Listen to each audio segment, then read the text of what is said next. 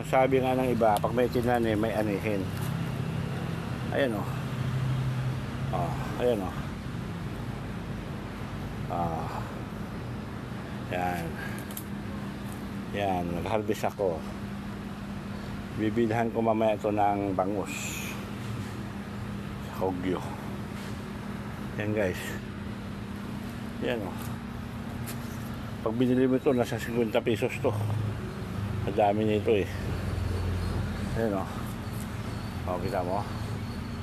Kung wala kang tinanim, okay, nakapagtanim na, nakapaglagay na ng balag. Yan, balag na, gapangan. Yan. Pahinga konti.